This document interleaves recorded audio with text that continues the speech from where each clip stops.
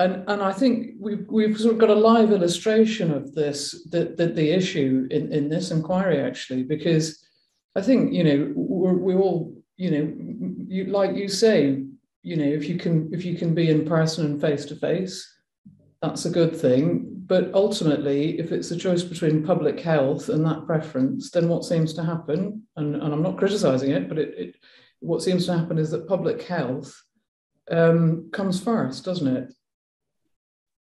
Public health has come first today, but I think that the rhetoric that is coming out of government, and I'm not a government politician, seems to suggest that we have now got ourselves to a level where we are out of that, and further lockdowns are unlikely. We didn't follow suit with Scotland, Wales, etc., Northern Ireland, and therefore I think that the messages now are that we will return to life living with COVID rather than being essentially afraid of COVID, I think. Well, yeah, and I'm like, you won't find me quarrelling with that sort of general principle. But I think what we can agree is that we hope that's the case, but there's an element, of course there is, of uncertainty about whether or not that will in fact be the case. And it depends on lots of things that we aren't able to control, such as the disease itself and its progression. I mean, that of course that's right, isn't it? Well, it's right to the extent that I do believe now that we're in a state. I don't want to talk about medical science. No, of course not. Medical science, because that's not part of this case. But my experience of Cambridge now is that our office demand is back to where it was in 2016 levels. People are incredibly keen in the sectors that Cambridge is famous for, i.e. the science and tech, to get back into their offices. And they are now acquiring offices at rates that they were acquiring in 2015, 16, 17, which show me strongly that the market now wants to reoccupy office spaces as quickly as it can, get its staff and the key employees back into those environments as quickly as they can, even if it is on a 3-4 day a week basis. So I believe that the market is telling us that it's getting back into the office because it needs to get back into the office. It needs its staff back into the office. But you accept, of course you must, that there remains a significant degree of uncertainty about what the future holds in this regard, don't you? Of course you do. I personally don't. I don't think that, like, if we go back to 2020, I believe there was significant uncertainty. I think as we sit here in 2022, I think a lot of that uncertainty has disappeared. We have a vaccine. We are a lot safer than we were then. And I think that the virus is essentially migrating to a less, more infectious, but less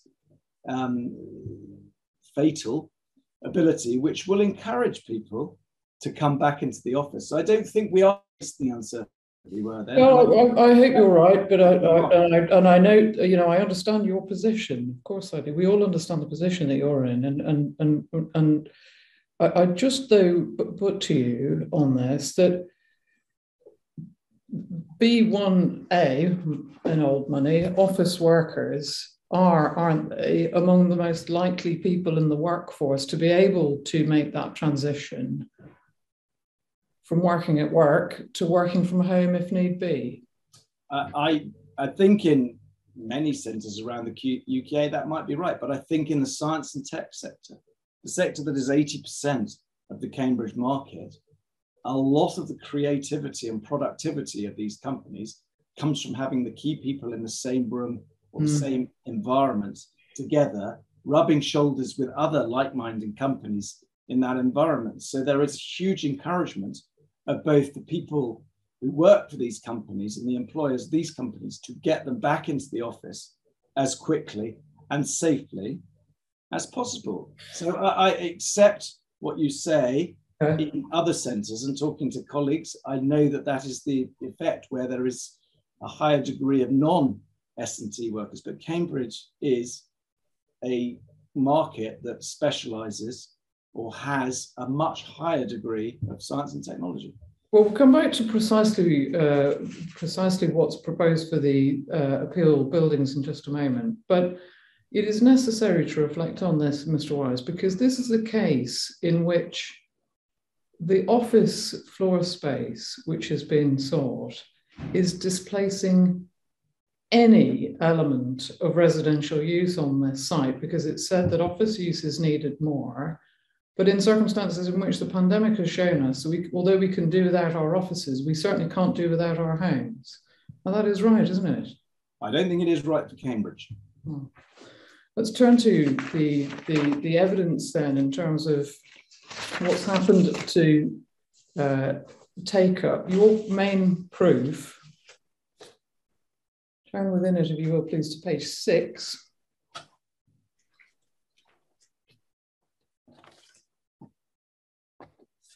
And on page 6, you have there a heading looking forwards. Yes. Yeah. And you say there, during the pandemic, office take-up didn't stop. You've provided some information in Appendix 1, and it does show that's correct. And I just want to see if you can help me though with what it shows. So if you go into your appendix, the Bidwell's data book. I mean, I don't have any other information. So I noted that you said something in addition about what later data shows, but I mean, I can't test any of that. So I'll just ask you questions about what I do have. And in that, if you go into do you know the line graphs that, did you hear the evidence, Mr. Connell, yesterday? I did, yes. Right, so let's go back to where we were yesterday with the graphs under the heading offices. Yeah. Yeah. Now, one question, just a dummy question from me, I'm afraid. H1, what's that? Half year. Yeah. Means half year take up. Gotcha. Yeah. And so the available office supply across Cambridge is in that first line graph, isn't it? Yeah. Yeah. And in on the left-hand side, it's showing us availability in hundreds of square feet, isn't it? Hundreds of thousands of square feet. So, yes, but so in other words, it's in hundreds of square feet. So when I've got 600, that means it's 600,000, doesn't it? Correct, yes. Yeah, yeah. Okay, thought so. So what we've then got, we can see in the first half of 2021, 600,000 square feet of office supply. Correct. Correct. And we can see that what's happened there then from 2019, what are we around about? What's that? 230, something like that? 230,000 square feet, 2019. Yep. Yeah, and through to around about 600,000 in the first half of 2021. Correct. Right. And then if you then contrast that with office demand, I mean, again, you've got around about 400,000 square feet in, I'm just looking at the grade A office space, of course. Yeah. 400,000 square feet in 2019. And then your take-up's right down to what? That's less than 100,000, isn't it, in 2021 in the first half? Well, it's split between grade A, good quality second-hand space. So it's actually the take-up in the first half of 2021 was about 175,000 square feet. Well, I'm just looking at the grade A though, because I want to compare apples with apples. So it's just over 100,000, isn't it, in that first half of 2021? Yeah. Yeah. So across the study area that we've got the data for, which presumably you've identified as having some relevance, you've got more office supply and less take-up than there was in 2021 on that most recent data. On that that half-year data, that was correct. That's right, yeah. I now have the privilege of the full-year data. Well, I don't, and so I can't ask you questions about material that's not in front of the inspector and not in front of me. I accept that, but what you can see in the graph on the right-hand side is that demand picked up quite significantly in the first half of 2021.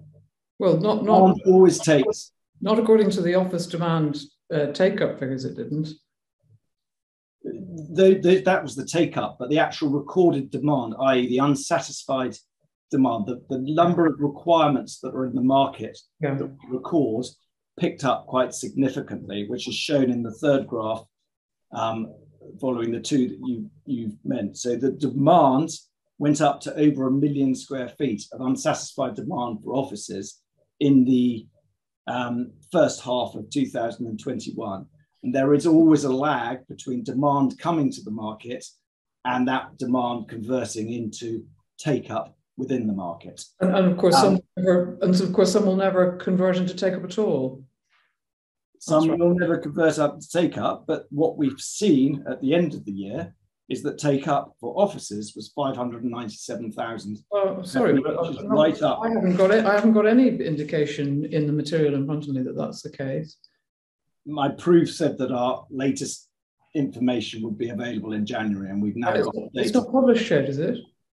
It's not published, but the data is agreed. We're agreeing the messaging that's going around what the graphs actually show. I see. All right. And one of the factors that I know you'd accept is one of the factors that was suppressing that office demand must have been COVID. I've already said that in the early part of 2020, when COVID was first realised, I think that there was a brake put on the office market. Yeah. Companies that didn't need space put space on the market, and requirements that were in the market disappeared from the market. Okay. But during the early bit of, towards the end of 2020 and moving into 2021, we've seen the momentum coming back into the office market, where confidence levels on reoccupying offices have increased dramatically. Supply has fallen fairly dramatically, which I know that the data you've got there doesn't show that, but actually the end of year data shows supply falling again as the demand that picked up in the first half of 2021 has been converted into take-up of available office space. So you're naturally seeing a reduction in available space as the demand converts into take-up. I appreciate that's your point, and you'll see in a moment that the local authorities, the material it's published has not reached a similar level of confidence, and we'll come back to that in just a moment. I want to look at some of the application material. Now, have you got access, Mr. Wise, to the core document? I have. Right. In the second series of core documents, CD2. CD2, yeah. Yeah. You will have it's at 2.2, so the second down. Yeah. Some information submitted by Bidwell's about the sort of economic case for development. Now, if you go into... It's just loading, yeah. Yeah. Just tell me when you're there. Yeah. Thank you. And then if you put 18 in that top, because we're going to go to page 18 of the electronic pages. Yeah. Yeah. Okay, yeah. Excellent. And just wanting to have your confirmation, really, at 1.2, the development hasn't been designed for a specific occupier. That's right, isn't it? Correct, yeah. Yeah. And so whether or not any other one or other occupier might have a preference to co-locate with residential or not co-locate with residential, we just don't know, do we? We don't know, but my experience is clusters need to be kept as concentrated as they possibly can. If you look at the Science Park in Cambridge, which has been a science park since 1973, it has no residential, and it's probably been the most successful science park in Europe. Well, the inspector is going to see CB1 across the road, and that's an area in which it's the co-location of residential and office use is lauded as a particular benefit. It's part of the Foster Master Plan, isn't it, that you've got residential and commercial use in close proximity. Yes, and the whole of the prime area is to me a single big mixed use site. You can't pick a tiny bit of this out and say that one needs that, but it's not. It's a mixed use area of Cambridge. Yeah. Okay. Now, in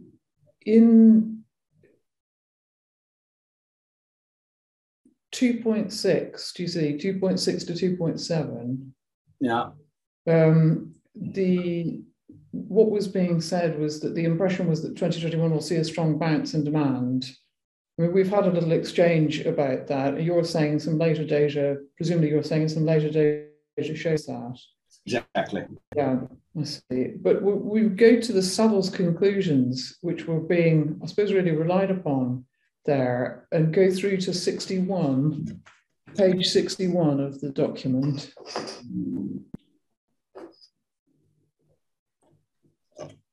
Here's the conclusion. You should have a heading conclusions. It's sort of internal page 30 of the Savills work. Yeah.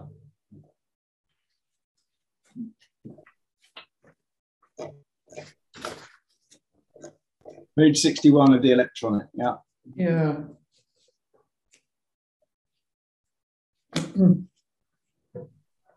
Cambridge will continue to be attractive due to what am I looking at? Sorry. Well, I mean, obviously you can make reference to any part of it you want, but the bit I wanted to just ask you about is under the heading lab space. Do you see what I mean? Do you see what I mean? Your second subheading. Yeah. One of the points that's made is that tenants may look at other secondary locations outside prime destinations to have facilities. That's in terms of lab space. Wow. And then it says at the bottom bullet point that the demand for lab space is likely to remain robust as there's an alternative way to provide space, unlike office, which can be replicated at home. So my point to you about actually, if one looks at the labour market in this country, it's the office use which can be most easily, maybe not perfectly, but replicated at home when that needs to happen, and that will have an impact on the overall need for office floor space. That seems to be pretty consistent with the advice that Savills were providing then, doesn't it? I think that was in 2020, and I think that subsequent to that, that is shown to be incorrect. I think that office demand in Cambridge has bounced back considerably because of the very special nature of the occupiers we've got. They need their creative people in the offices together to come up with future generation ideas. And therefore, I think that was what they felt at the time, but I don't think Savills would say that anymore. It certainly wouldn't say that. And the evidence shows that take up has bounced to 600,000 a year for last year. It's just, because I am having a little complaint, but here's another example of the appellant saying, well, you seeking to put this material in, including in last week, but then through you saying, but one can't rely on it on what it actually says. I mean, this is your material, not ours. Anyway, we just go though to where we've got the council's sort of take on matters. Just a couple of references here. Two references, and then I'm going to put a question to you. Okay, so there's a little bit of, to coin a phrase, charging through the documents for a moment. So CD 5.7. 5.7, yeah. Yeah. Yeah. And CD 5.7 is a GL Hearn report. Yeah. Now, you don't need to know, we don't need to explore the nooks and crannies of this together, but really just to get into the executive summary on page 4.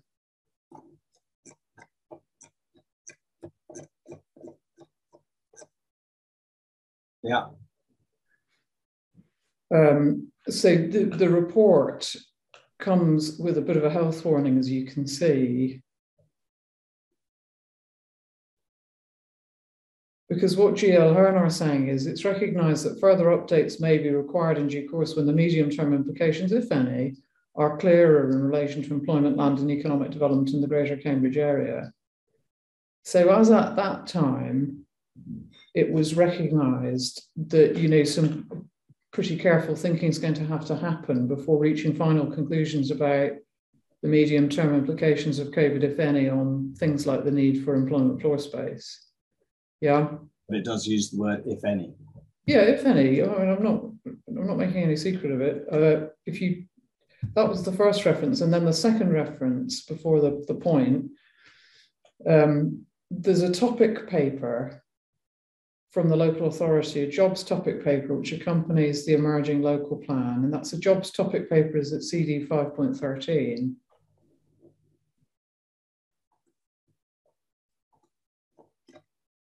Will you tell me when you're there at CD 5.13? 5.13 topic paper strategy. That's September 2021. Yeah, correct. Yeah. And then again, wanting to just cut to the chase with you, if you look at page 22, you should find at the bottom the subheading COVID-19. 22. Yeah. COVID-19, employment, land review and housing, that one. Yeah. And so what it's saying is that the housing and the jobs evidence were based on pre-COVID data. We know it's continuing to have a significant impact or very significant impact on many areas of our lives, including where and how we live and work. It's likely to have implications for long-term planning. However, at this time, it's very difficult to estimate the long-term effects. We've completed a high-level review, and then it summarises its findings.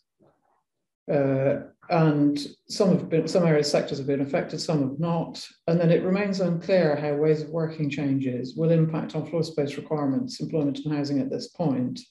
We're going to we will complete detailed quantitative evidence considering the potential longer-term impacts of COVID prior to the draft plan stage to ensure that we understand any implications for the objectively assessed need for jobs and homes for the plan. So what that is doing is pointing to a need for some really quite careful analysis in terms of medium and longer-term effects as part of plan making. Yes?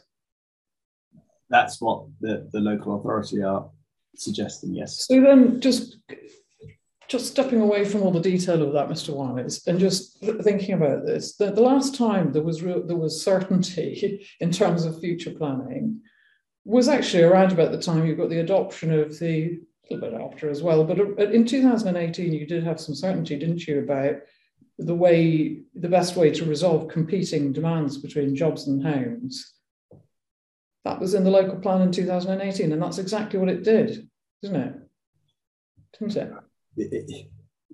It tried to do that. Yeah. The local plan was significantly delayed from its timetable by 2 to 3 years. So the evidence that it used to compile that local plan was fairly dated by the time it was done, and actually was what transpired in the market was superseded by higher growth rates. So the local plan did not actually do what it was supposed to do. And that's why the examiner suggested that it was reviewed almost immediately. It was supposed to last to 2031, that plan, but we're now in a new plan period with a new emerging plan to last to 2041 as per the examination in public recommendations.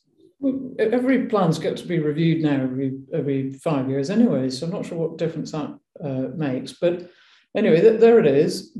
Can I just check off a couple of things to make sure so that I understand what you're not saying as well as what you are saying?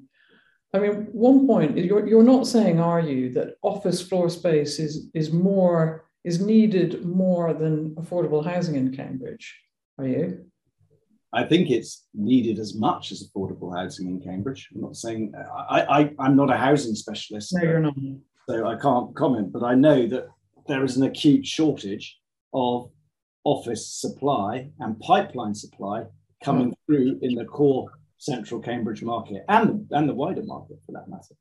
And just what else, the other something else I don't think you're in a position to say, and you're not saying, are you, that you could not provide an element of residential here and still have a very successful office development? I mean, clearly you could, couldn't you, if that was the choice that was made?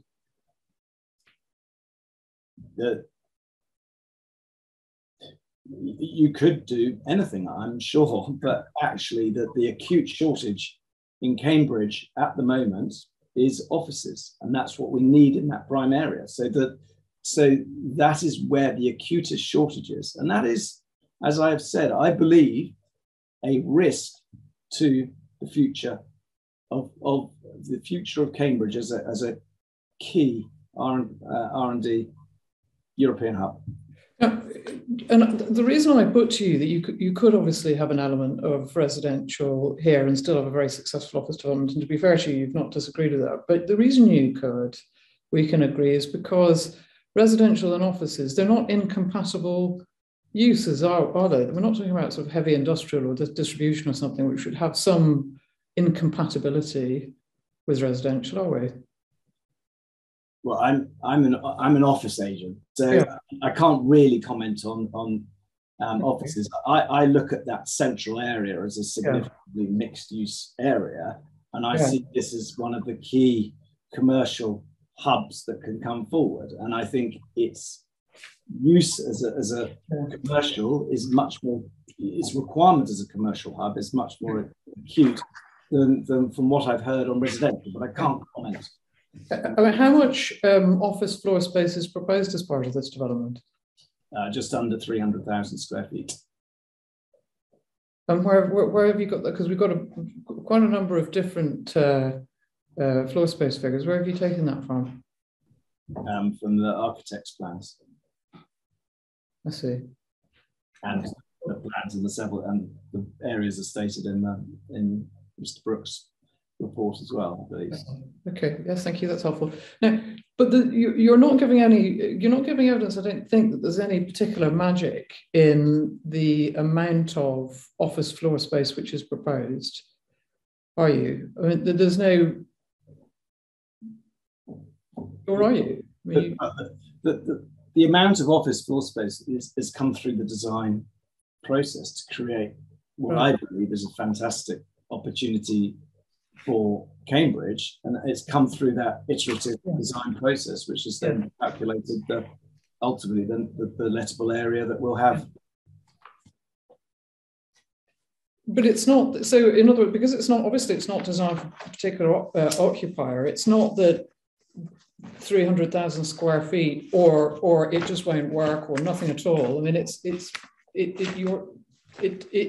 hasn't been, as I've understood what I've been told, used as a sort of starting point for design, that there has to be a particular quantum of office floor space, or has there?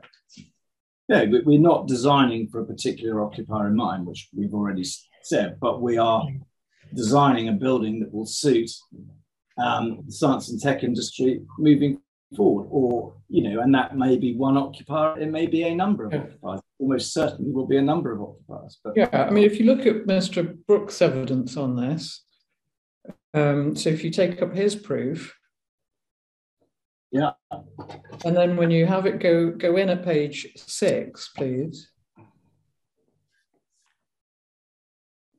and when you have his page 6, you should see proposed use. Sorry, we're on page 6, we're looking. Thank you. And then at the bottom of the page, you should have proposed use 2.3. Correct. And then at 2.3.3, you should have him explaining the floor plates range.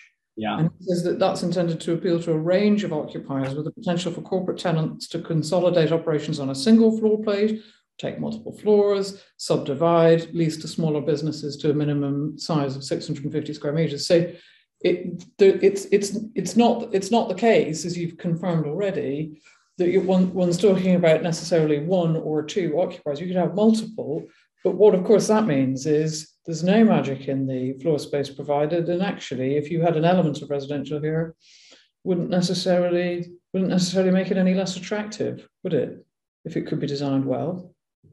Well, I believe it's an office building we're designing, not a mixed use. And I do think you detract from schemes if you try and incorporate residential into office space. I do believe there is a detraction in what you're creating in terms of quality and everything. Right. And I think it's the planning process has been long on this, and we couldn't design with a specific occupier in mind on the basis that there is no timing certainty on when a building or buildings will be delivered on this site. Yeah. What we do know is there is a huge weight of unsatisfied demand in the prime area that we're looking at, and that demand ranges in size from 5,000 square feet right up to 200,000 square feet. So what we do on all buildings we design is build in flexibility that they can suit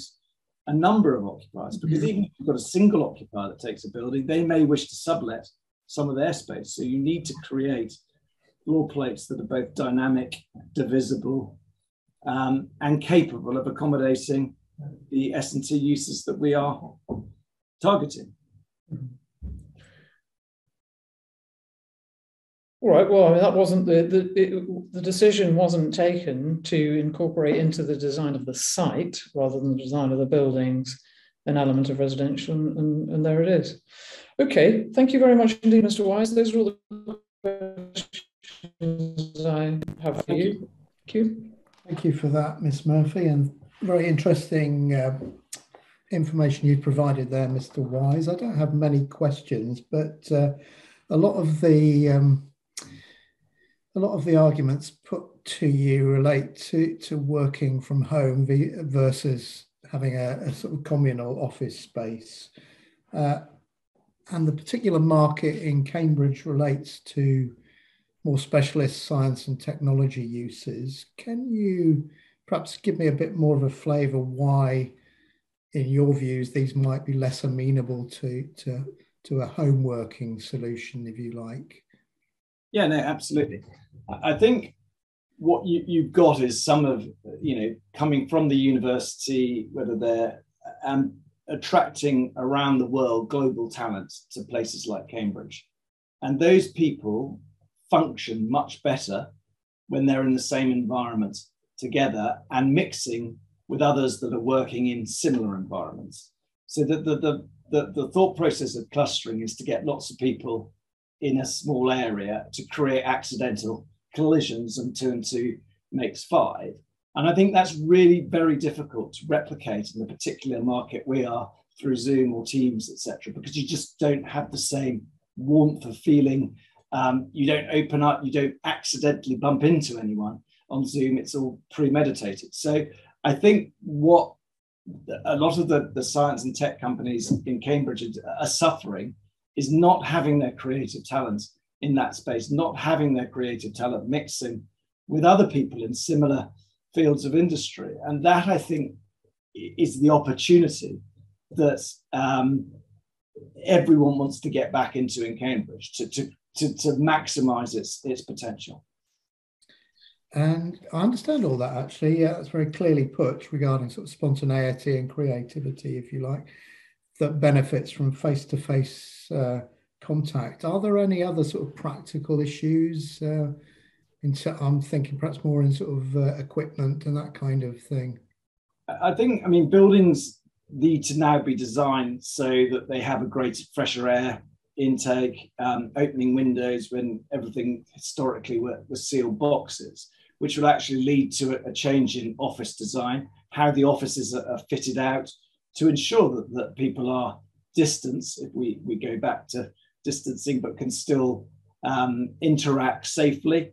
So I think there's a lot of thought going into design, putting UV into the chilling plant to kill potential bacteria or virus coming into the building. So there's a lot of very innovative design going into the buildings, which these buildings incorporate the very most modern standards. And I think, what I have said is that you've got to create an inspiring environment to get people back into work now. And I genuinely believe in 104 to 112 Hillsborough, we are creating that environment in a brand outstanding way, which keys with occupiers. So I think all of that design has been taken into this building to ensure that it is as sort of COVID proof, if you see what I mean, as it could possibly be, because design in buildings is moving a great pace to accommodate potential threats to being able to. Leading on from that, so obviously the council would prefer the extant scheme or indeed the status quo. I don't know, but if you could perhaps give some of your views on the benefits you've just talked about with regard to the current scheme in comparison with what's there, what could be built, i.e. the extant scheme, and any merits of that, and indeed what's actually happening still on the site, which I'm... Yeah. The extant scheme, the largest commercial element of it was Botanic House, which has been built out. The rest of the commercial floor space, which is what I know about, was relatively small suites, not a significant amount of commercial floor space. The scheme that's proposed provides the sort of larger collaborative floor plates that encourages that sort of cross-fertilization of ideas. As you walk around the office, you bump into companies, and if the buildings are multi-let, you'll bump into other people in the common parts of the buildings. The scheme that was on the site, or the extant scheme, doesn't provide that at all. It doesn't have it didn't have very much public realm, if any, on that scheme. There was no opportunity to really create that sort of interactive environment, as it were.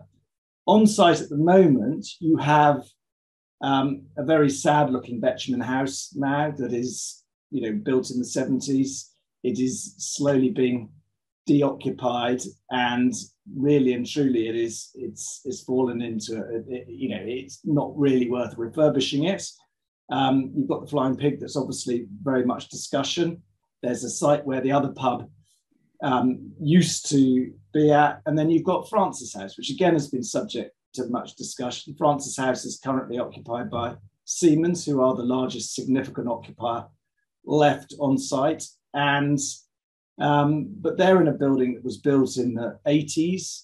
Is again a building that doesn't really suit the current occupational needs of the modern occupier, both in its environmental standing, in its safety standing on COVID, and will require significant investment if it is to remain.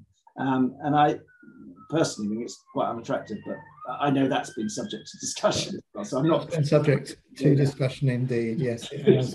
And then finally, from me, you've talked about it's quite a recently adopted local plan, but from what I'm hearing, it harks back to evidence SQW, I think you mentioned, produced it sort of almost 10 years ago. Are you, or people you work with, or your sector, if you like, sort of actively engaging in the emerging plan? Is there anything you want to give me a flavour of that might sort of hark back to this particular proposal? We are making various representations to the emerging plan. We act for a lot of landowners around Cambridge. I think my take on the emerging plan is it recognises, or has recognised, the very importance of the life science sector for purpose-built laboratories, so that the greenbelt releases or allocations that are going to, or significant allocations, are going to come around the biomedical campus or around Baberham and places like that for significant increase in the life science buildings that are growing significant momentum. It is sort of relying on its, I would say, office stock to be around the Cambridge North station, where there could be a significant release of space, which is subject to the relocation of the wastewater treatment plant, none of which will happen prior to 2025, 2026. So it's putting a lot of emphasis on its office space coming through here. But that office space is very unlikely to be delivered or buildings completed till 2027, 2028. And as I've indicated, we've got a bit of a vacuum in space coming through at the moment, which I am very concerned for Cambridge, which causes me great concern for Cambridge. Apologies. Right, that's very helpful indeed. Thank you for that. Mr. Katkowski will no doubt have a few questions of re-examination for you, so I'll pass over now to him. Thank you. Thank you, sir. Not many really, because the questions that you've asked of Mr. Wise have picked up a number of the points that I wanted to return to. So I'm just going to check through my notes and just so that I don't waste your time. So, well, there's been quite a discussion of the impact of COVID. Mr. Wise, from my known friend, and the inspector returned to it himself, and understandably. And I just wonder if I can just ask you this. We can all, barristers, I'm sure, we can all sort of, think we know an awful lot about these things, but what's the evidence? What's the evidence telling us about this particular segment of the Cambridge market, and whether COVID has dented or fundamentally undermined the level of demand in the sector that you're concerned with? The market is telling us that demand for offices is on the increase again. We're at 800,000 square feet of unsatisfied demand. This prime city centre market basically has zero availability. Rents are continuing to rise quite significantly in the city centre, which the market evidence tells me, and what we're seeing on the ground tells me that people want offices, and they want quality office buildings, is what it tells me. Very much indeed. And the other point I just wanted to ask you about is this. You've spoken about modern contemporary buildings, new buildings needing to be, as COVID safe in inverted commas as one can make them. And you've spoken about the appeal scheme in that regard. Can you just help with a very, very simple point in terms of the density of occupation of these contemporary sort of more COVID safe buildings? What's that doing to requirements in terms of, does it make any difference at all to how much space an occupier might need to take in our sort of COVID age? That's to say, do you need more space, less space, the same space as you would have needed to run your business, so to speak, now that we're in this era compared to the pre-pandemic world? I think what it is showing is that the companies are very conscious of COVID and being more socially distanced. So actually, the S&T companies that are desperate to get back into the office are actually taking more space than they would have required on a historic occupation density than they are now. So historically, they would have occupied office space at a density of one person per 100 square feet. They may be pushing that down out to one person per 150 square feet. And that's exactly what MathWorks have done on Cambridge Science Park, is that they've taken significantly more space than they would have historically needed under an older occupational density. And I think we will see that coming through quite a lot in Cambridge, if the opportunities exist. Yep. Good. Thank you very much indeed. Those are the only questions I had in re-examination. Thank you, Mr. Wise. So that, where are we? 10:38. Yeah, a little bit ahead of time there. Yes, well, that's good. That is good. Do we want a longer break, or do we want an early resumption? I'm quite happy to. I don't mind either way. I mean, Mr. Brooke won't be long in chief.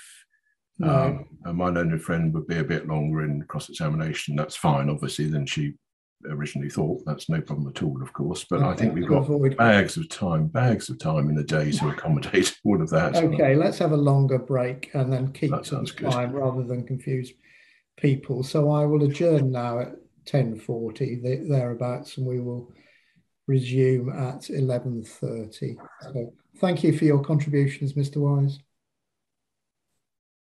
And you were on mute, but I think you were thanking the inspector. But anyway, he's gone, so see you later. All right.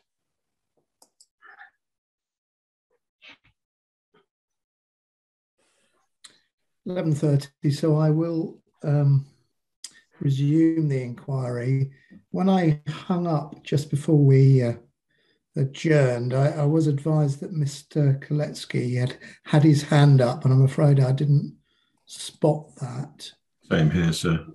So I did put a message back via email, whether that could be accommodated or whether perhaps Mr. Koletsky has a question that could equally be put to your next witness or whatever. I don't know.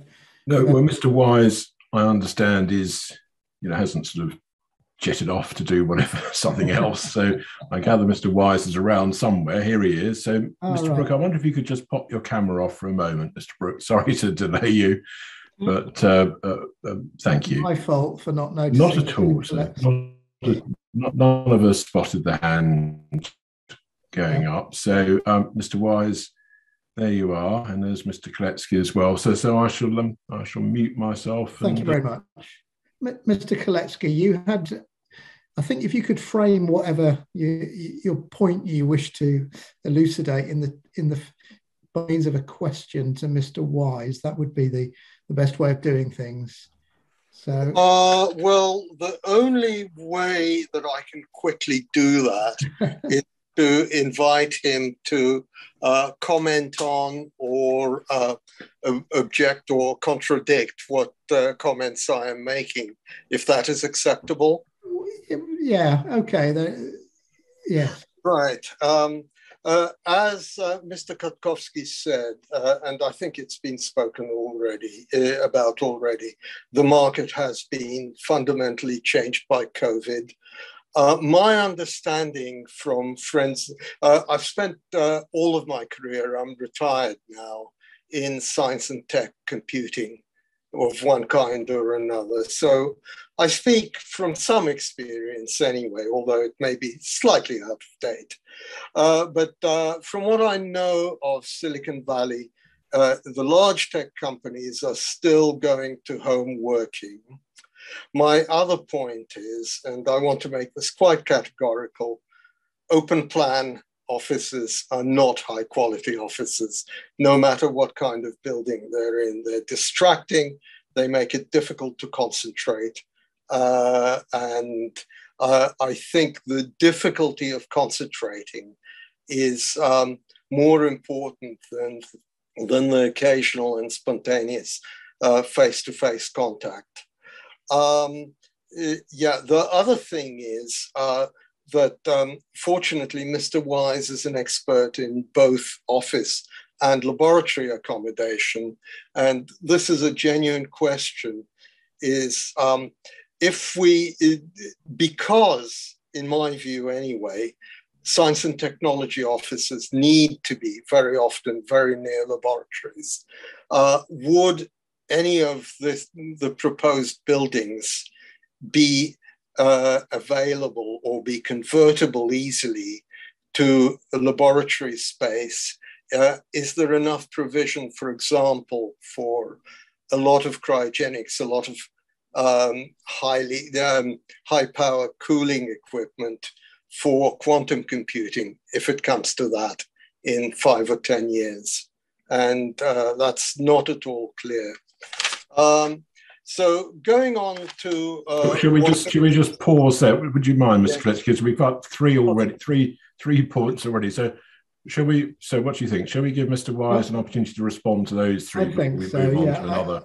I get the gist of what the question really. Well, shall I break them? Shall I break them down? And so, because we've had three, that would be very helpful. Yes. So, Mr. Wise, the first point that I took from that Mr. Koletsky has raised is he stated that the large Silicon Valley companies are moving to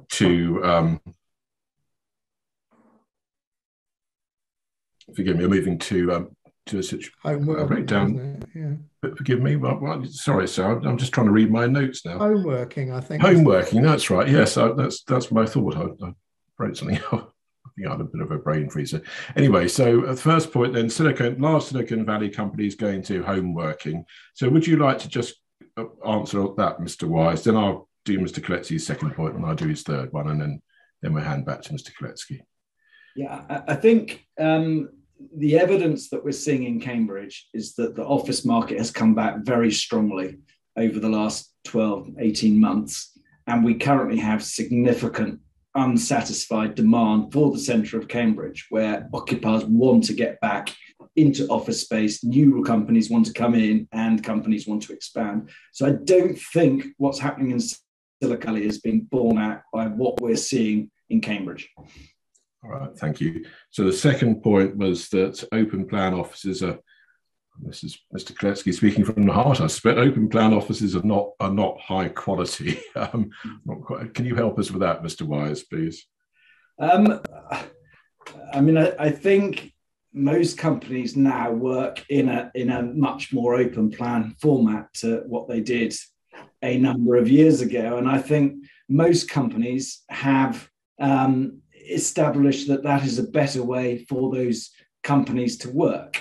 I think that modern office buildings, whilst they are broadly open plan, will be designed to have smaller meeting rooms, breakout rooms, etc. within them, where if people need concentrated thought without the noise and hubbub or risk of the accidental collision, which is so important, then they can tuck themselves away. So I think, you know, open plan is how most companies in Cambridge want to work, and offices are adapted to have enough quiet areas within those open plan areas to allow the sort of deepness of thought that Mr. Kletsky has suggested is needed. And then the third point was that was a genuine question, quote unquote. That's to say, how convertible, if at all, are the offices that we propose to laboratory space? You focused entirely in your evidence in relation to the appeal in relation to on offices rather than laboratories, as we know. But as the question's been asked, I mean, what's the position there, Mr. Wise? The buildings have been designed for office use, but what we are looking at now with such an acute shortage of laboratory use is generally in Cambridge, this is not at the specific site, is that we are looking at more innovative ways to see whether we can accommodate a greater laboratory type of uses. There are obviously very different types of laboratory type uses, some that require, you know, significant fume hoods, extraction, etc. from the buildings, some that actually require the power that you're talking about.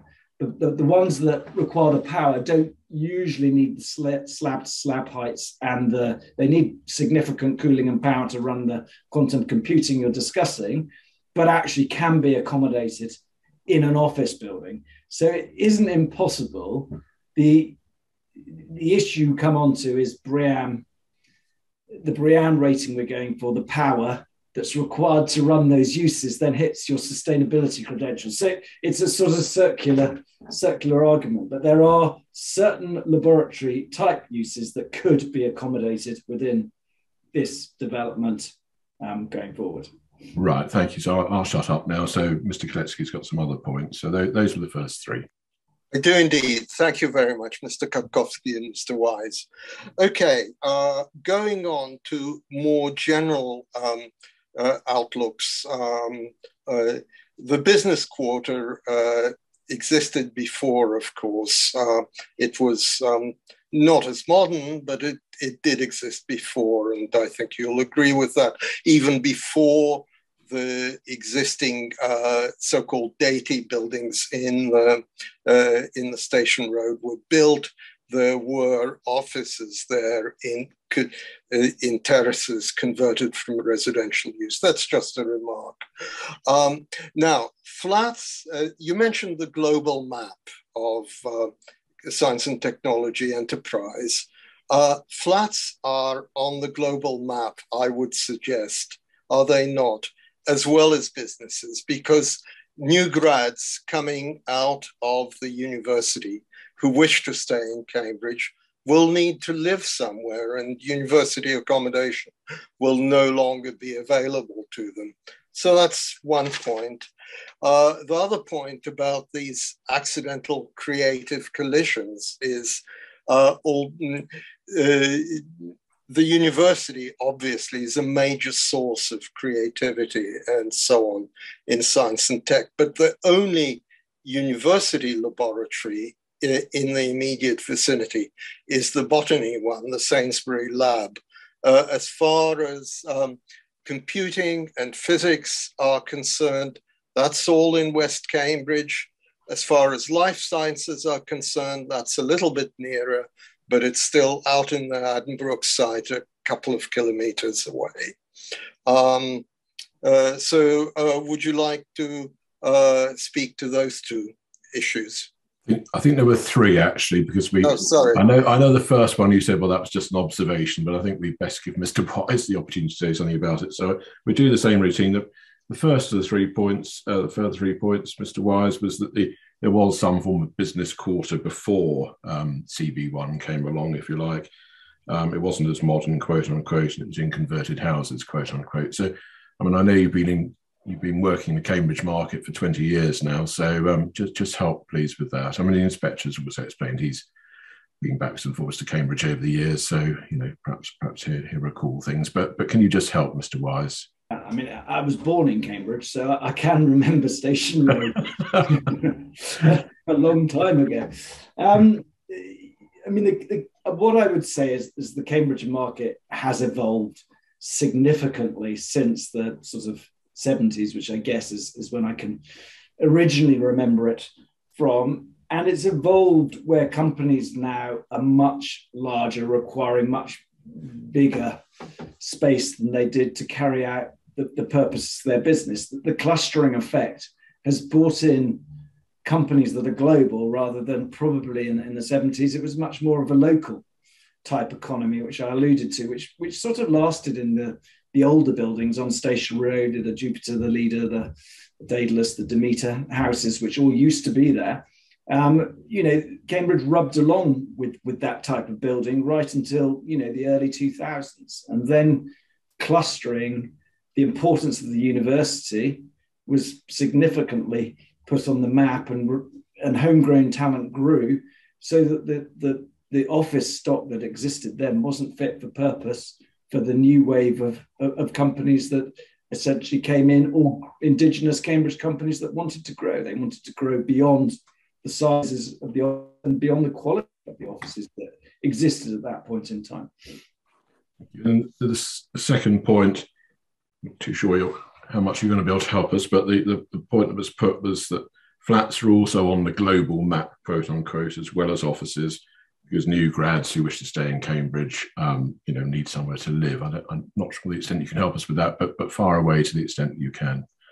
I think what we have identified as an acute need for offices in the prime area, and I think from the evidence I've read and what I've seen, that there is a longer term housing solution, i.e. there is a housing supply where there isn't essentially an office supply. And I think that is probably the most acute need, but we are looking at a wider CB1 business district where there is significant amount of residential, that there are other sites allocated for residential, and more residential will no doubt come forward in a wider area, but not on this core site, which identifies the most acute need, I would suggest.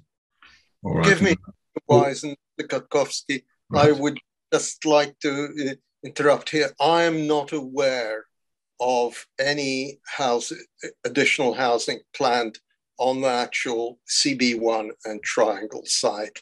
Maybe I can be corrected if I'm wrong, but sorry. No, I think what I'll do is, might I suggest, please, because I think we're probably sort of getting to the limits of Mr. Wise's sort of knowledge of the residential field as opposed to the office field. My planning witness, Mr. Derbyshire, who isn't the next chap, he's the one after. So the last witness in my line, if you like, is the planning witness. He's also from Bidwell. So no problem at all, obviously, from my perspective, and you asking my people whatever you want to, but I suspect he's probably going to be a better person to ask. So shall we just postpone that one? Would that be all right? That's agreed. That's agreed. Thank you. That's lovely. Thank you. And he'll be with us on Friday. So, Mr. Wise, and the third point was these accidental creative collisions and so on. And the only university lab that's near the site is the Sainsbury lab in the Botanic Garden. And then, you know, there are other laboratories at West Cambridge and at Addenbrooke. So can you just help with that, please? I think that you're correct in that there is a significant university campus at West Cambridge, the biomedical campus, Sainsbury's laboratory. But what I would say is Cambridge is actually a relatively small place, and a lot of the people that you want to bump into live in the central sort of Cambridge area. So they're going in and out of the companies that work there, and similarly, those companies are going out to see them. We're not talking huge geographical distances there, and you get that interaction. So I believe that you get the interaction through that. You also get the interaction of talking to like-minded companies that you happen to be next door to on Station Road or whoever, because there is interaction between all three. So I don't think the university is incredibly important. It's the heart of Cambridge. It's what made Cambridge what it has. But I think Cambridge is actually the great thing about Cambridge. It's a relatively compact city, and the collisions happen because people don't just live, they work, they have their areas, and it's easy to get around in that regard. So I think that they happen in that way anyway. All right, thank you. I'll put myself on mute. So back to you, Mr. Koletsky. Sorry, Mr. Katkowski. I would say my personal experience from being an undergraduate in Cambridge in the 1960s and then living here for 24 years now, it's not an easy place to get around. But we'll leave that. If you could, think about some of these things. They could be put as sort of general planning questions to the planning witness on Friday. But nonetheless, very helpful points, and no doubt you've taken into account what Mr. Wise has said. Of course. Thank you very much. I will look out closely for your raised hand in future, but we will now proceed. And thank you, Mr. Wise, for staying for those additional questions. I will now pass over to Mr. Katkowski and ask him to introduce Mr. Brooke. Mr. Koletsky was there a decade before I was, but there you are. So I'm a 70s man myself, but there you are. Right, so thank you, Mr. Koletsky. We're going to move to Mr. Brooke now. Will you just bear with me for one moment, sir, because I just need to get my papers organised. Good old-fashioned papers here. Mr. Brooke, there you are. So you have a proof of evidence, and you introduce yourself at the beginning of your proof of evidence in terms of your qualifications and experience in your work over some 30 years. And you indicate to us that you're the director and head of the economics team at Savills. And I wonder whether I can just ask you to confirm, or otherwise, whether those details are correctly set out, please. Yes, they are correct, yeah. Thank you very much indeed.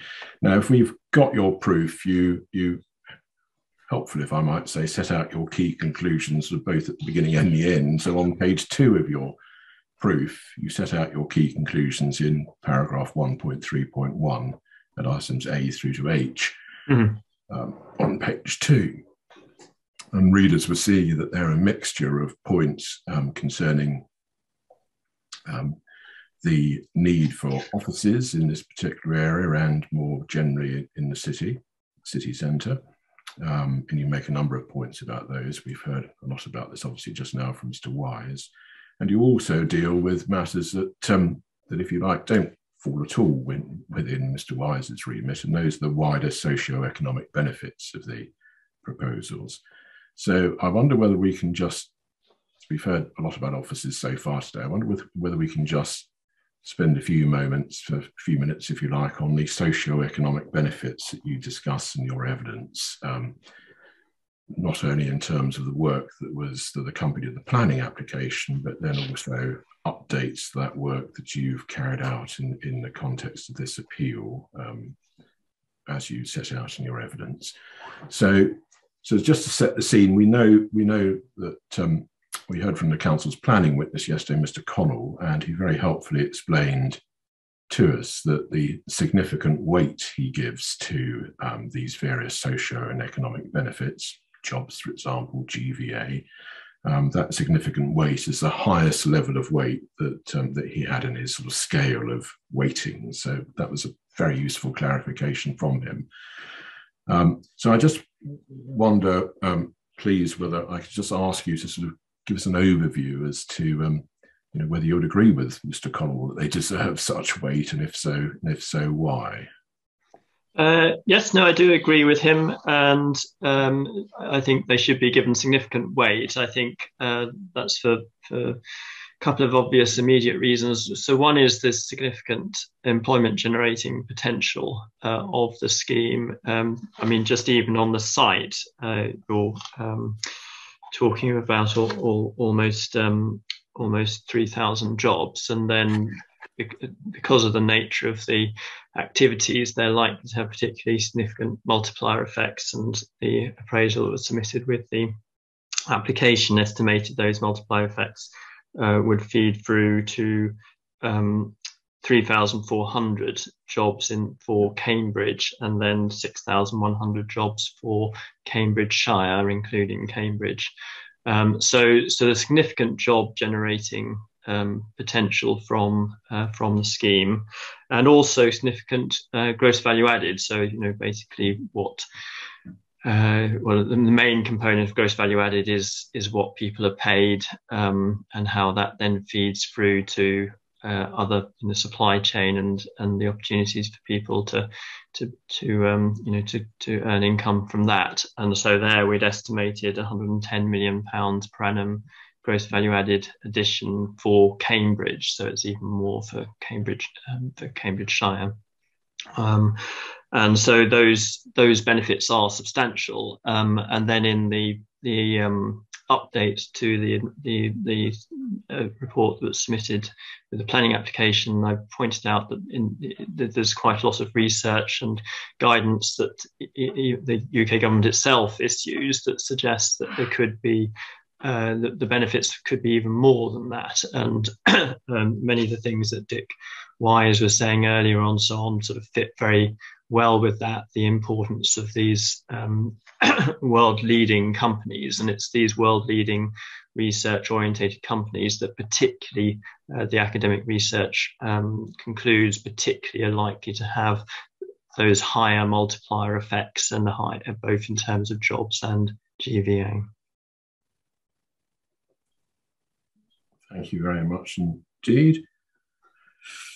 Thank you for that. And then the other aspect of your evidence, as we know, of course, is where you carry out your own review, if you like, of the various reports and documents concerning office demand and supply.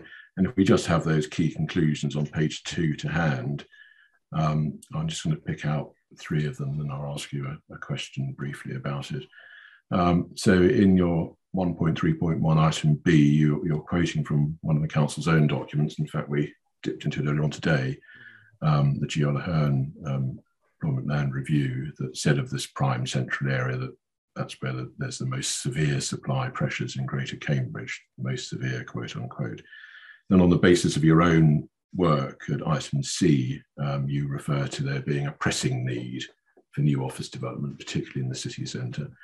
Then at item F, you refer to your updated analysis, for the purposes of this inquiry, and you describe the need for office development in the city centre and this part of Cambridge as being critical.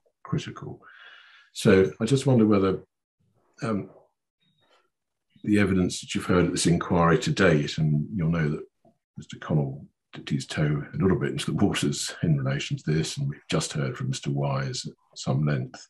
Mm-hmm. Do you stand by these key conclusions that you set out here in your proof? Yes, I do. Yeah, I mean, I wouldn't agree with Mr. Connell that it only has moderate significance. I'd see it as being there's a substantial issue over market need, and that not being addressed. Yeah, thank you very much indeed. With the details in your evidence. Good. Well, we'll leave it there. We'll leave it there in chief, and I shall hand you over to the tender mercies of my learned friend.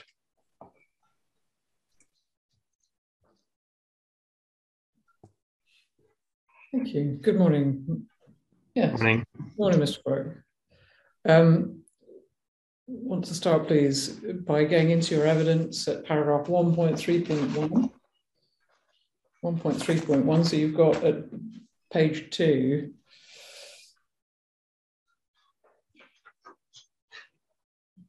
You are there providing a key conclusion on one of the reasons for refusal, aren't you?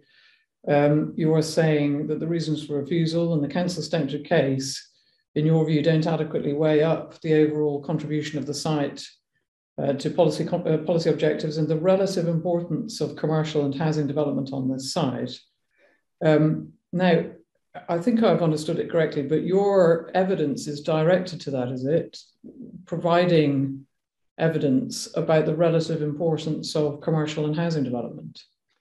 So my report is focused on that part. Well, as Chris Katowski was saying earlier, it's covering two parts. So one is the economic benefits of the scheme, and the other is the market need for the scheme. So it's not then the case, is it, that your evidence balances up one need, the need for one form of development over the need for another? I mean, what your evidence is doing, I think I've understood you correctly, is simply making the case for employment floor space. Yes, it's focusing on that part of the evidence is focusing on the market need for the employment floor space, like Derbyshire weighs up the overall planning balance.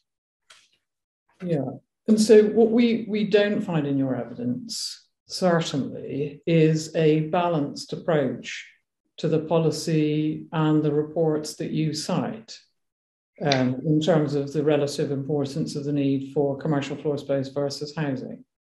So, yeah, as I've just said, that the balancing between that and housing is covered by Mike Derbyshire. Right, okay. I mean, I want to just take a couple of examples of where that's evident. If you look at your proof, your section 3.2, you there look at national policy, don't you? Mm-hmm.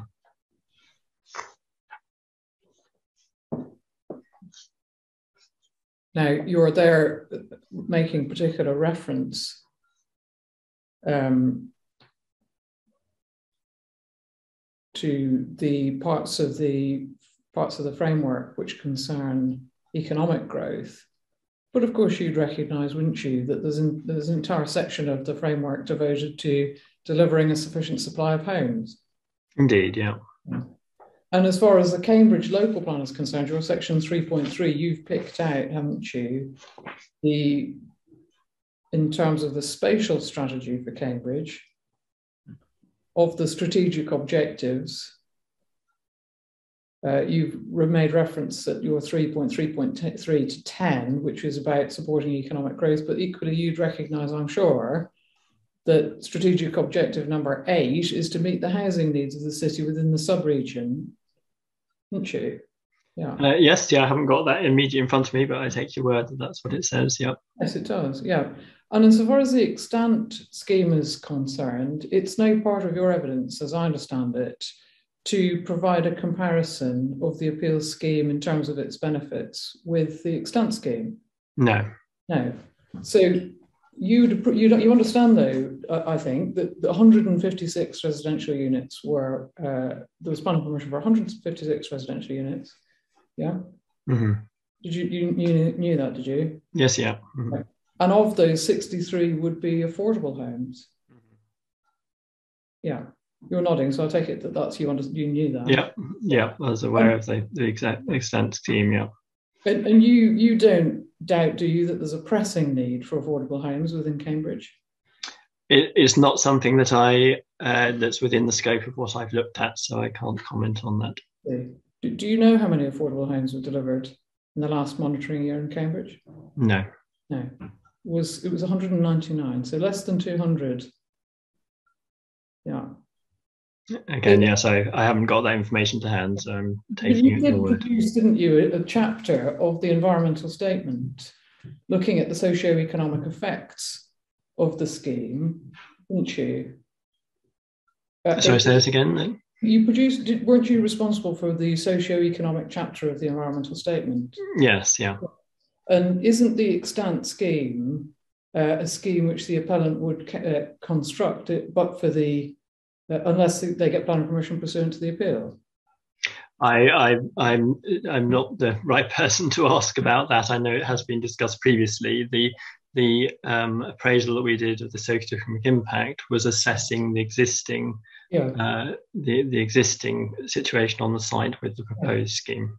Yes, I know that, but well, I'll put the question slightly differently. If you were to assume that the right fallback against which to compare the appeal proposal is a scheme which delivers 156 new homes, of which 63 were affordable. It's a background in which only 199, I'm not criticising the City Council, there's limited space available, but 199 were delivered overall. 63 is plainly a very significant contribution in that context. That would form an important part of the comparison of the relative socio-economic effects, wouldn't it, of the two schemes? Well, if you're taking the view that the exempt scheme would be implemented in the do nothing world, then it would be relevant to compare that to the scheme. Yes, and it would be an important factor, wouldn't it? In what sense do you mean an important factor? It would be important in evaluating the socio-economic performance of the appeal scheme to recognise that opportunity cost, wouldn't it? Well, it would certainly be a relevant part of the methodology. Yes, that's right. Yeah. Okay, I want you to take up for me the council's housing strategy, and you're going to find that within the core document. Have you got access to the core documents? I do, yeah. You do. Good. So it's in series 5. And in that 5.8,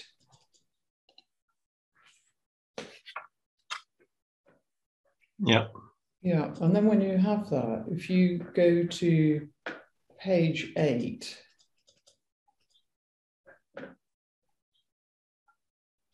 yeah. Yeah. Now, what you'll see there, and I don't think it's going to come as a surprise to you, knowing the areas you do, but the cost of buying or renting a home and the shortage of homes available for those on low to middle incomes, it's a real issue for many of those living and wanting to live in Greater Cambridge. Yeah, isn't it? Yeah. And if you look at the bottom left-hand paragraph there, Cambridge, as well as a significant student population, there's a larger population of private rented homes and faces high levels of sleeping, with even higher house prices and private rent levels in the city than in South Cambridgeshire. Delivery of social housing for rent is a particularly high priority for the City Council. Yes? None of that can come as any surprise at all, can it, to people who know, live and work around Cambridge? Yeah, indeed. Yeah. And if you then turn to page 10,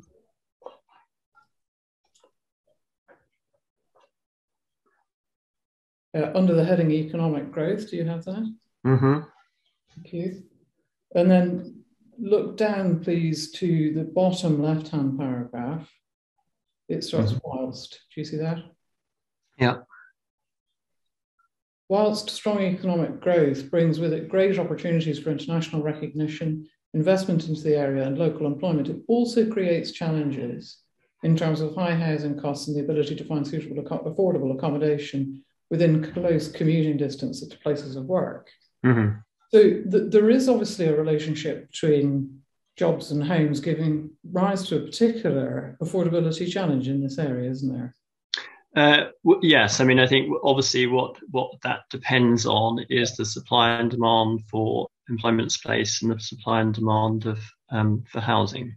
No doubt, no doubt. And if you look then down to page 12 for me, please.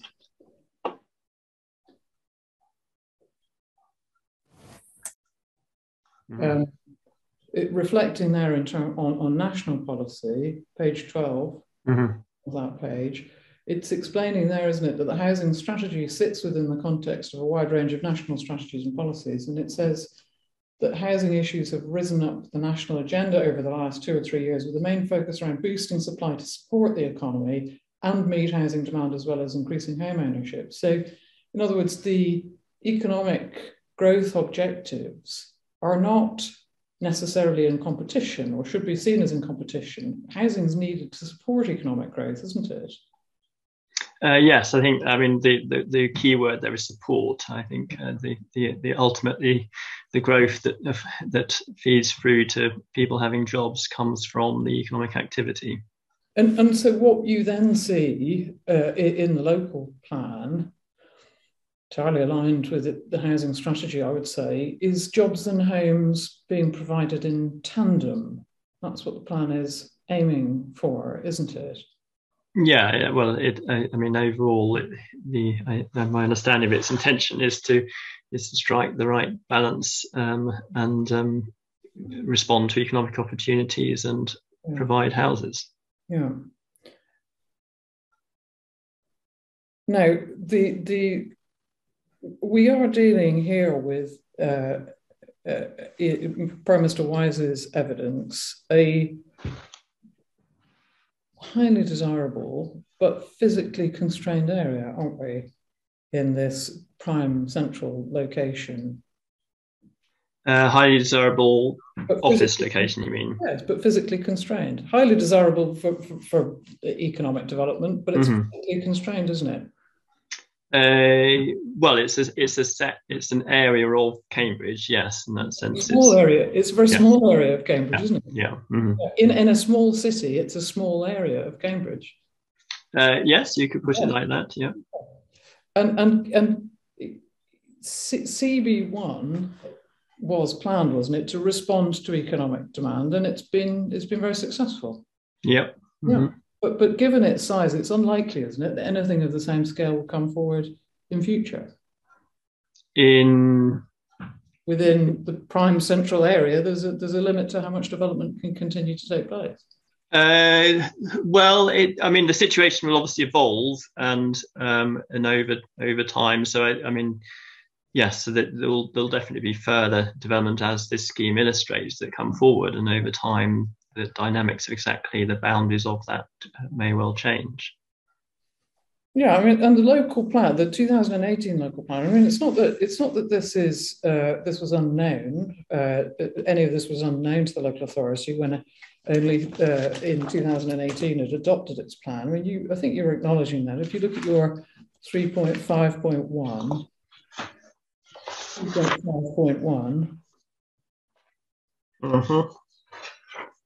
I mean, looking at the list there, those don't look like particularly different factors militating in favour of allocations than apply now. I mean, the ELR was concluding, I can see at your D, for example, that there'll be considerable pressure for B1A office space in Cambridge City, particularly in the city centre.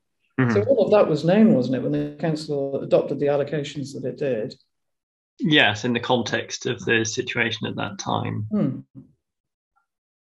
I mean, you can't locate all office development in this small part of central Cambridge, can you? I mean, you've got to make provision for additional areas, and of course that's exactly what the local authority did. I mean, let's go into another core document and just illustrate this point. CD 5.7, which we've a brief look at with Mr. Wise.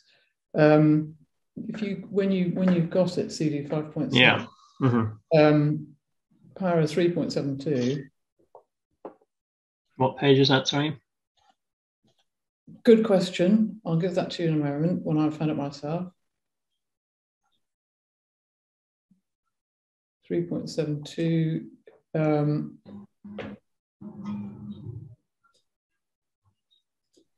I think I found it to page 74.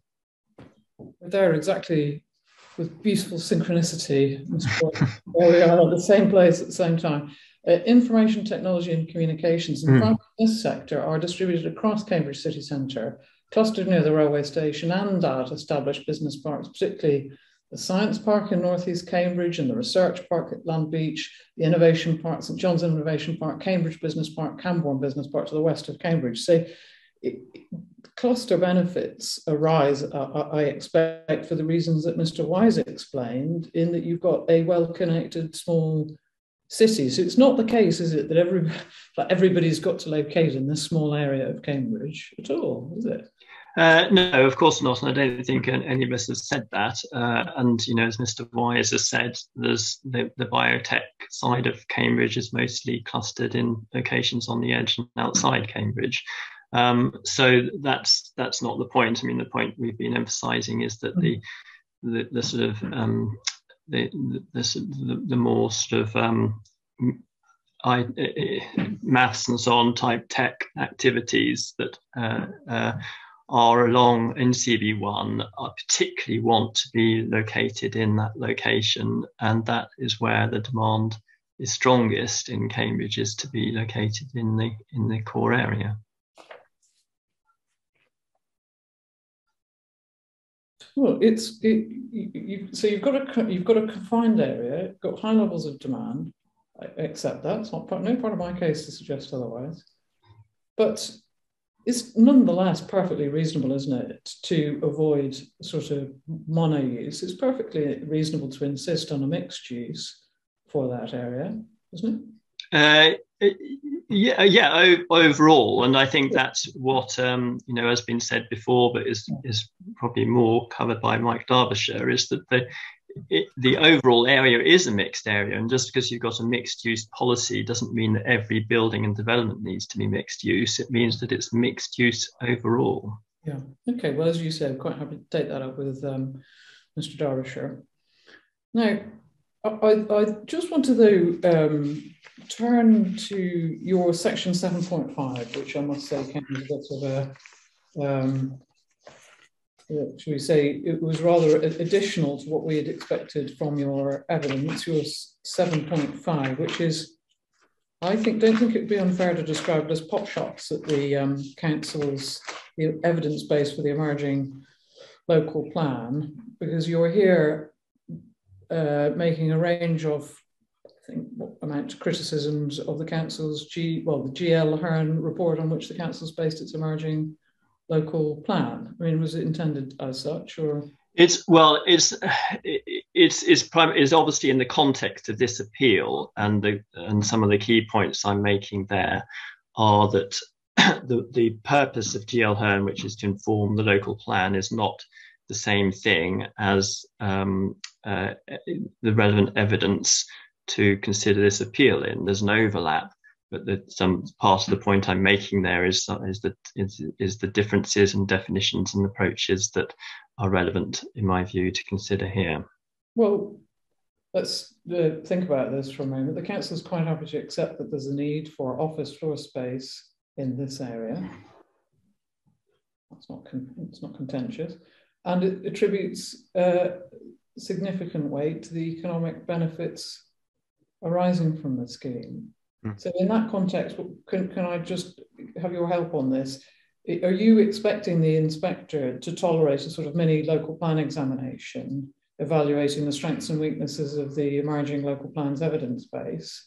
Is that what you have in mind for your evidence? No. So what is most relevant, I think, is what Steve Connell was touching on yesterday, which is whether to give significant rather than moderate weight to the need, the market need for the scheme.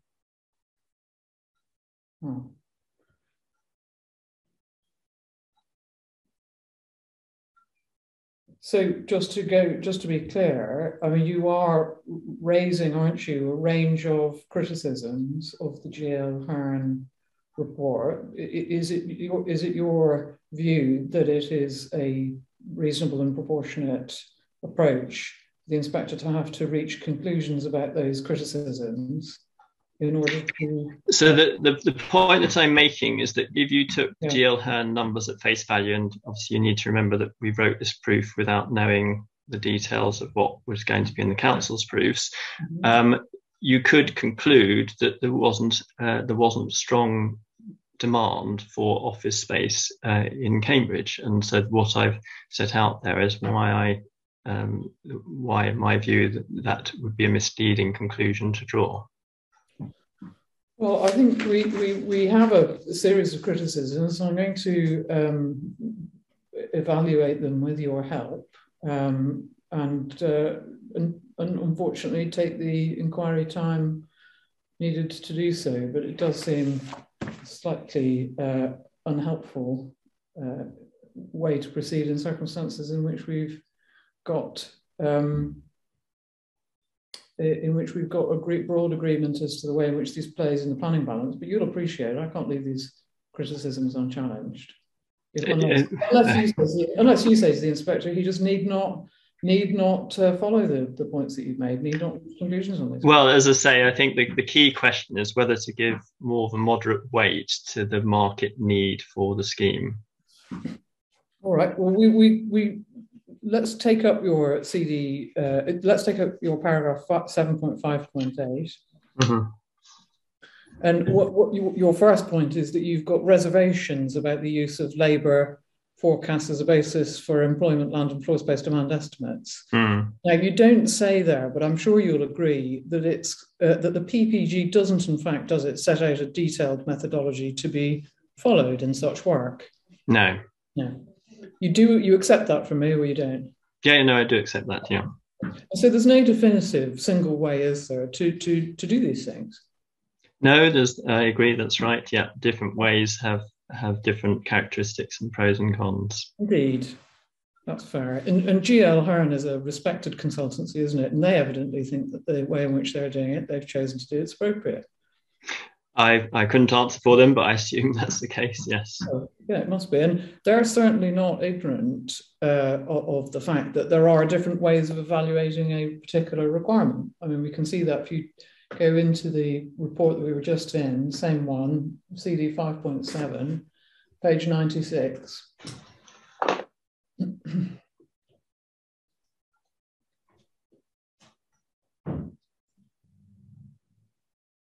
Yeah. Yeah. And so what they are really explaining is that there are different ways to approach the evaluation of the scale of future needs. And so the approach they've selected is certainly not in ignorance, is it, of the alternatives? No, yeah, they have looked at the different ways of doing it.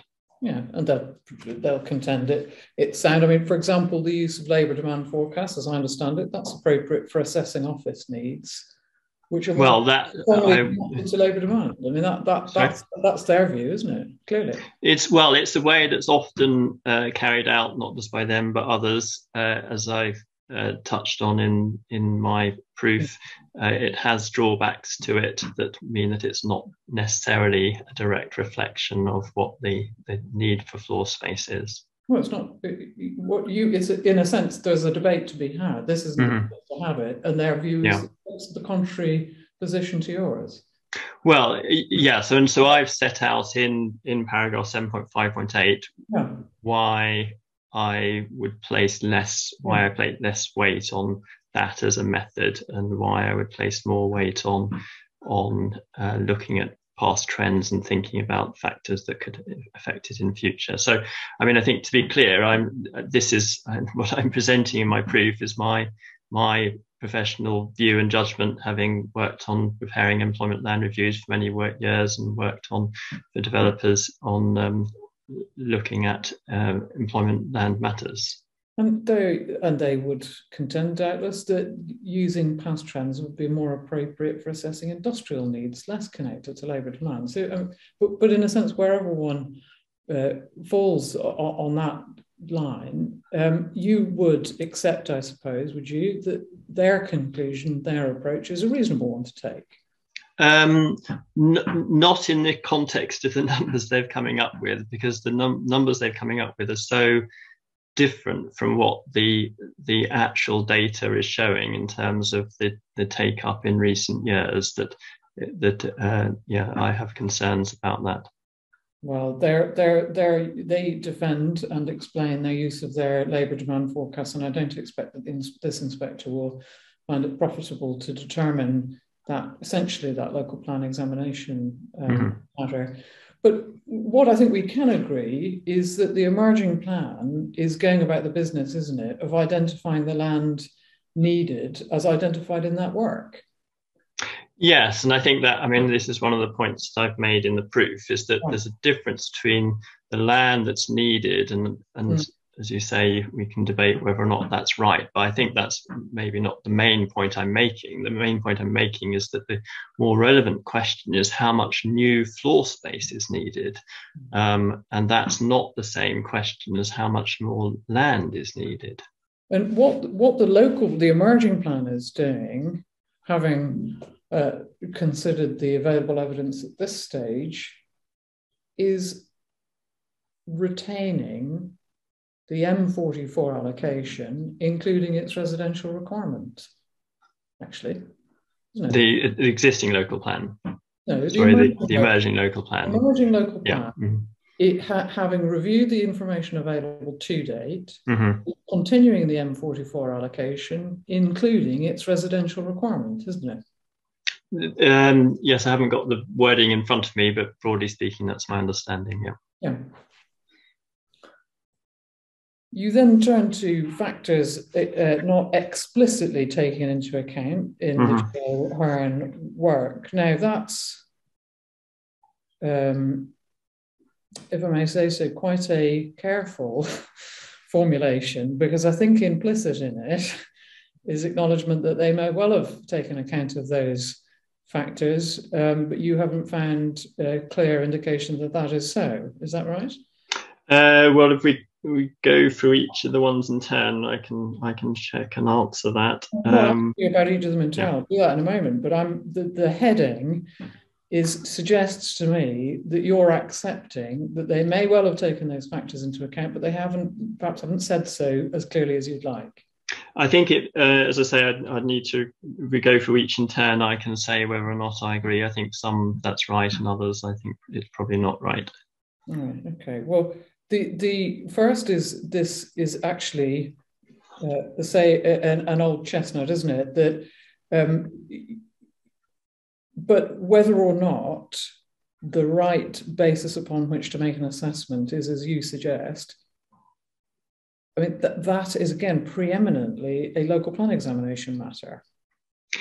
Yes, well, as I said earlier, the point I've made these points, and if I think as it said, it all boils down to the point on what weight whether you're giving moderate or significant weight to the market need, and so the point I'm covering off here is that their estimate of applying their methodology to look at what the market need is for new office development it would be misleading to use the numbers they presented, because they are presenting the demand for net new floor space, not for all new floor space, and there's a significant difference between the two.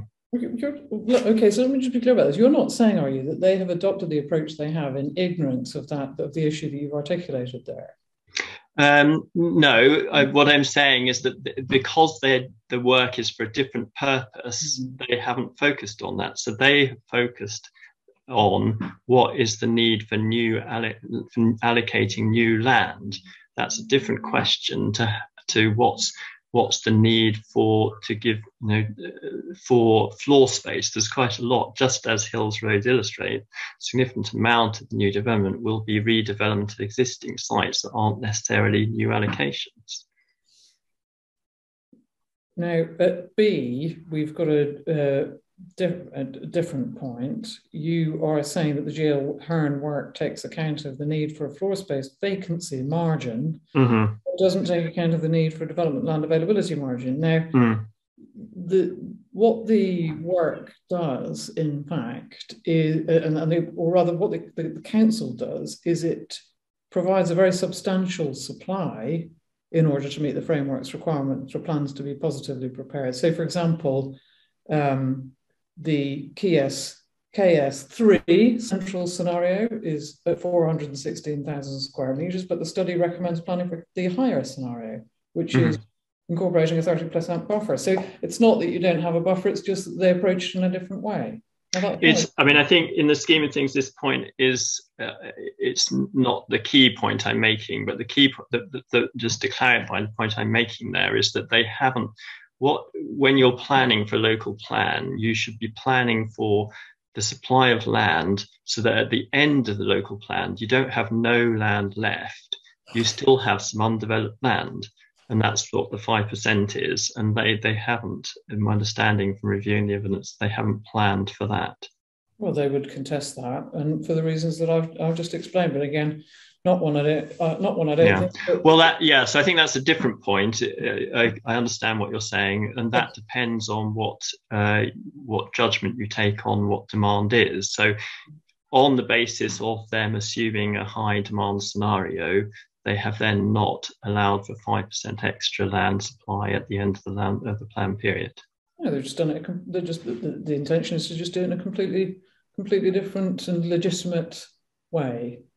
Well, yeah, as I say, this isn't. It's not in the scheme of things. It's not a significant point. It's certainly not a core point that I'm making about the short to medium term supply of floor space. Well, you don't say that in your written evidence. You didn't say, "Well, I make this point, but it doesn't matter." No, I'm not saying it doesn't matter. I'm saying that it's one of the points that's relevant to the assessment. Okay, and then the third point, really, I think all that needs to be recorded is that clearly demand in the city centre is high. Mm-hmm. As far as the councils are concerned, the success of the Greater Cambridge economy and its high-tech clusters depends on a range of locations, along with the delivery of appropriate infrastructure, rather than depending solely upon a very small area in the city centre. Yeah, I don't disagree with that statement. Yeah.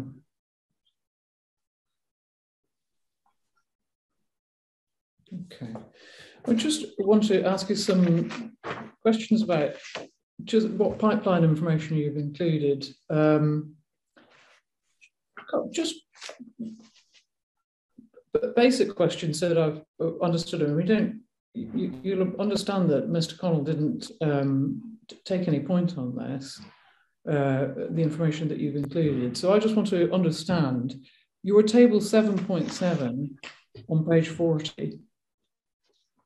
You don't mean, do you, development pipeline in Greater Cambridge? No, sorry, there's an error in the heading there. That's for Cambridge City, yeah. So it's not Greater Cambridge. What should it be? It's Cambridge City. Right. Because I think otherwise, if you look at this and you know the area, you think, oh, hang on, what about all these? Yeah. No, apologies. That was, I picked up there's an error there just yesterday, but yeah, in the title. Right. And just another question on that.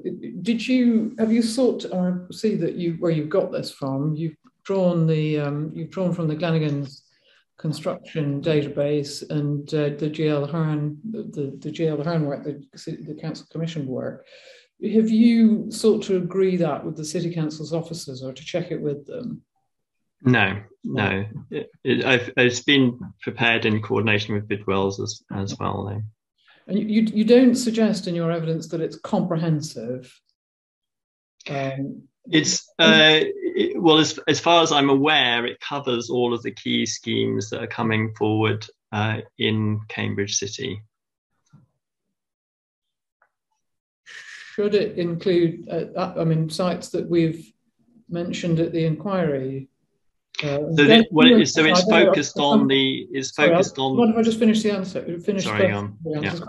But for example, we've heard about the Addenbrooke, the biomedical campus. Now, will that be included, or is it just given a different name in here, or is it omitted? So it's focused on the supply that we understand is likely to come forward over the next 6 years in particular. So if it's looking beyond, if a site is expected to come forward beyond that period, it's not covered in that table. Right. Where do you explain that in your written evidence? Maybe I've overlooked that.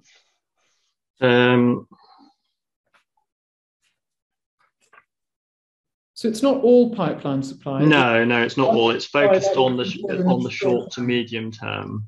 I see. Okay, and also can I just ask, what about, haven't we heard about sites like 30 Station Road? Isn't that pre-let, about to come forward? Isn't that, how does that get counted in, or does that get omitted too? So we've got, 20 Station Road is pre-let. So, you've included 20 Station Road, which, as you say, is pre-let, but yeah, 30 Station Road, which we've been hearing all about. So that's, just need to remind myself. Maybe it's given a different name or something, I don't know. Or is that another omission? Hold on. Can I just interrupt for one moment? I'm sorry, because no rebuttal was put into this. And so, frankly, if we'd had notice of some of these points, and Mr. Connell hasn't raised any of these points either, as my own friend did actually fairly concede or acknowledge a few moments ago. So 30 Station Road, forgive me, Mr. Wise perhaps could have dealt with all of this if he'd been asked, but my own friend had a point about it, but it's completed and let 30 Station Road. So it's referred to in 4.13 of Mr. Wise's proof. So what I'm just, nobody's saying that there isn't a development pipeline of B1A, B1B office space. In this evidence, it doesn't say whether or not it's intended to be comprehensive. It doesn't say whether or not it's dealing with a specific period. And I'm just wanting to understand what's covered and why. And that's perfect. So it's covering, as I said, the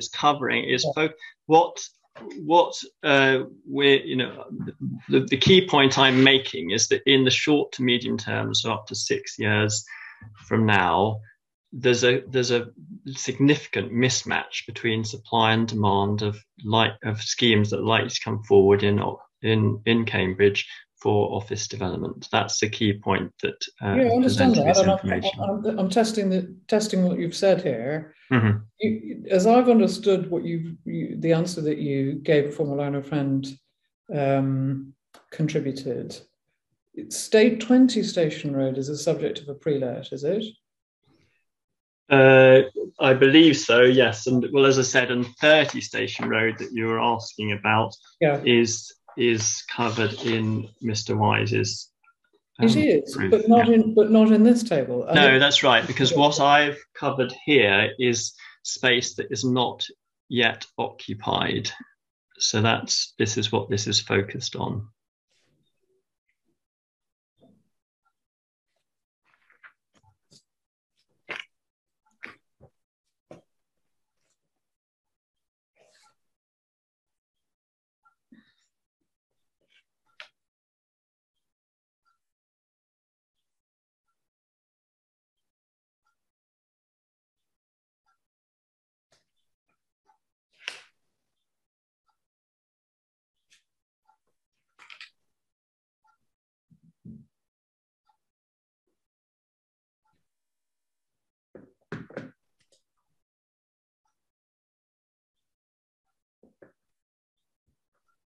And so,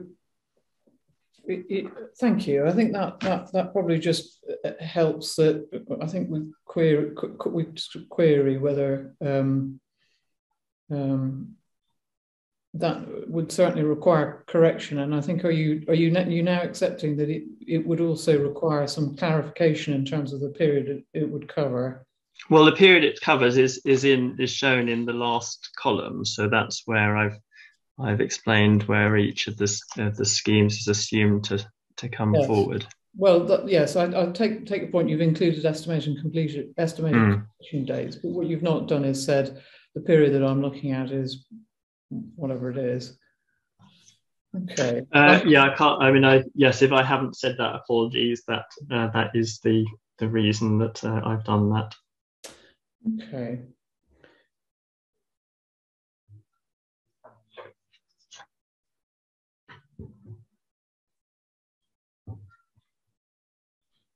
And so, are you relying on Mr. Wise's evidence in terms of 30 Station Road? And are you now saying it ought to be? No, I'm saying so 30 Station Road is not occupied I'm understanding is it is occupied, and so that's why it's not included in my table. That's helpful. Okay.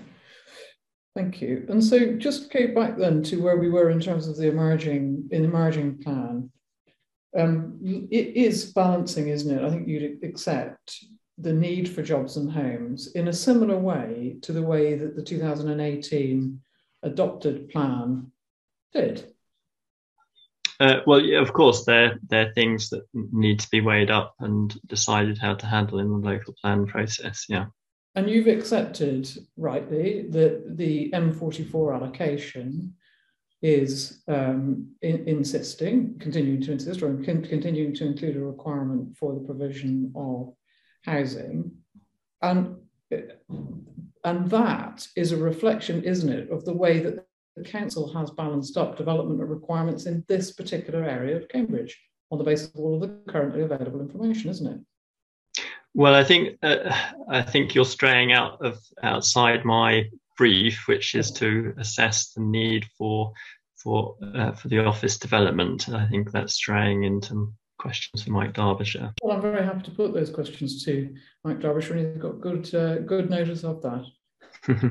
Thank you very much indeed, Mr. Brooke. Those are all my questions for you. Thank you.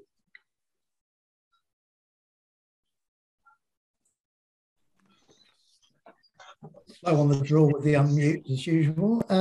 I've got no questions, but thank you, Mr. Brooke. So I will pass you over to Mr. Kukowski for any further questions in re-examination. You're muted. You're slow on the draw like I've done the same thing, haven't I? Oh, happy days. Yeah. I don't know what the in-person equivalent of muting and not muting oneself would be, but we'll find out at some stage. Mr. Brooke, I've only got one question in re-examination for you, and it just springs from a question that my learned friend put to you partway through her questions, and she said that the council considers that the success of the city, if you like, in relation to economic development depends upon a range of locations rather than depending solely on a small area or this small area within the city centre. And you said you don't disagree with that. Mm-hmm. So, I mean, has it ever been any part of your evidence that the city should depend solely upon this area near the station? No, not at all. I mean, I think the point that both I and Dick Wise have been making is that it does play a specific and particular role in the economy and success of Cambridge. And so Cambridge would definitely be poorer, both literally and sort of more sort of figuratively, without it. Can you just elaborate? I mean, why do you make that point that it plays this particular role? What is that particular role as you see it from, within the context of your? Yeah, so it's very much the point that Dick Wise has made. It's established itself as a extremely successful cluster of high tech office-based businesses that have had a snowballing effect in Cambridge and contributed to the phenomenal success of the city. Thank you very much indeed. That's the only matter I wanted to raise with you in re-examination. So that's Mr. Brooke's evidence. Thank you, Mr. Brooke. It's very helpful. So I see the time, and obviously Mr. Derbyshire is scheduled for tomorrow. I must admit that I thought we would. I must admit I thought we might we might finish sort of half an hour, 45 minutes early. So I didn't really think we'd get to both of my witnesses having been done and dusted by lunchtime. Yeah. So I mean, from my perspective, I would, if it's not an inconvenience to yourself and to my own friend, I mean, I would rather proceed with Mr. Derbyshire in the morning because to be quite frank, we've been relying on the evening before the witnesses called to have our sort of discussions to make sure we're all ready and so on and so forth. So if that's all right by you, sir, and my learned friend, that's what I'd much rather do. I don't really want to hoof things, Ms. Murphy, you're happy with that, presumably? I've got no difficulty at all with that, sir. I'm quite happy not from a landowner not to be bounced, so to speak, into calling his last witness. No, really. That's kind. No, and we've got plenty of time to deal with Mr. Derbyshire's Yes, evidence tomorrow, and then we've got time for 106, etc. on Tuesday. So I'm sure we've all got things to do related to this. So in that case, we'll adjourn early today and resume again at 9:30. It's just been a shorter day. I think probably tomorrow will be a full day. So I will adjourn this inquiry now at 12:40, and we'll be reopening at the usual time of 9:30 tomorrow on Friday. So thank you very much. See you tomorrow. Thank you very much indeed.